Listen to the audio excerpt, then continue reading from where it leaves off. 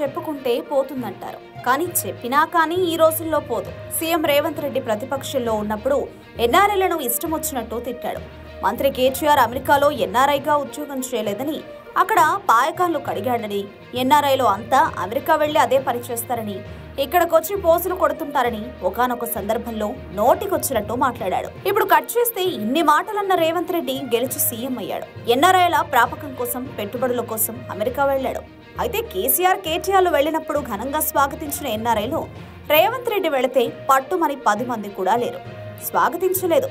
దీంతో రేవంత్ రెడ్డి సోదరుడే వెళ్లి అక్కడ తెలిసిన వారితో రేవంత్ రెడ్డికి స్వాగతం పలికేలా చేశాడు. రేవంత్ రెడ్డి పట్ల ఎన్ఆర్ఐల్లో వ్యతిరేకత ఉంది. నిన్న రాత్రి TV9 వారధిలో అది స్పష్టంగా కనిపించింది. ఓ ఎన్ఆర్ఐ TV9 కి కాల్ చేసి రేవంత్ రెడ్డిని కడిగి పారేశాడు. పాయకాళ్లు కడిగే వారికి చీపిరి అందించడానికి వస్తున్నావా అని రేవంత్ ని ఓ ఎన్ఆర్ఐ కాల్ చేసి నిలదీశాడు. అమెరికాలో ఎన్ఆర్ఐలను అవమానించేలా మాట్లాడిన రేవంత్ రెడ్డి ఇప్పుడు ఎందుకు మా కోసం వస్తున్నాడని, మేం పాయకాళ్లు కడిగే సాఫ్ చేయడానికా అని నిలదీశాడు. ఇది వ్యాలిడ్ పాయింట్ కావడంతో TV9 జర్నలిస్టు, వచ్చిన అతిథి కూడా మారు మాట్లాడలేదు. ప్రస్తుతం ఆ వీడియో వైరల్ అవుతోంది. నమస్కారం అండి. Thanks TV.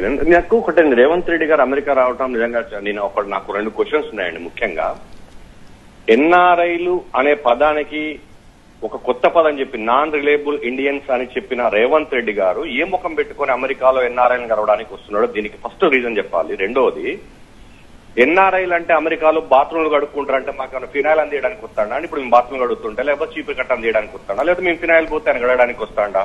ఎన్ఆర్ఐల గురించి ఇంత అసభ్యంగా, నిస్సిగ్గుగా మాట్లాడి, అవమానకరంగా మాట్లాడి ఇవాళ ఏ ముఖం పెట్టుకుని ఇదే ఎన్ఆర్ఐలను కలవడానికి వస్తున్నాడో సమాధానం చెప్పాలి.